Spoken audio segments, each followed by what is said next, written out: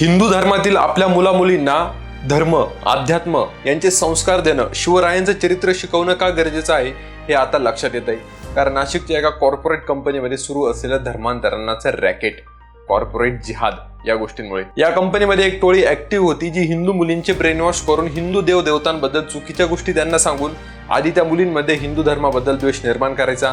नंतर इस्लाम धर्म किती चांगला आहे, इस्लामच कसा सर्वश्रेष्ठ आहे असं त्या मुलींच्या डोक्यामध्ये फिट करायचं आणि तिथूनच सुरू व्हायची धर्मांतरणाकडे हिंदू मुलींची वाटचाल.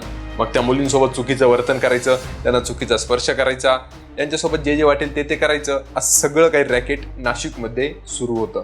हे प्रकरण तेव्हा बाहेर आलं जेव्हा कंपनीत काम करणारी एक तरुणी तिच्या वागण्यात तिच्या घरच्यांना काहीसा बदल जाणवला. तिने कपडे घालण्याची पद्धत बदलवली, लिपस्टिक सुद्धा लावणं बंद केलं आणि आता रमजानच्या महिन्यात तिने महिनाभर रोजा सुद्धा पकडले. यावरून तिच्या घरच्यांना असा संशय आला की काहीतरी गडबड आहे. मग हे प्रकरण पोलीस स्टेशन पर्यंत गेलं आणि तिथूनच नाशिक पोलिसांच्या एका प्लॅनिंगने हे रॅकेट बाहेर आलं. आज नाशिकच्या एका कंपनीमध्ये हे रॅकेट बाहेर आलंय. अशा कितीतरी ठिकाणी रोज हे घडतंय आणि विशेष हे आहे की आपल्या मुली या सगळ्या गोष्टींना बळी पडतायत. लव जिहादचे हे विषय ना आता आपल्या महाराष्ट्रामध्ये येऊन पोहोचले.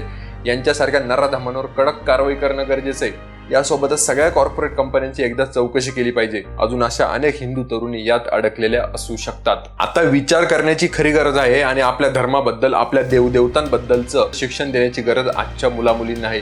ते संस्कार शिकवण्याची गरज त्यांना आहे, म्हणजे ते मुलं मुली असलेल्या गोष्टींना बळी पडणार नाहीत.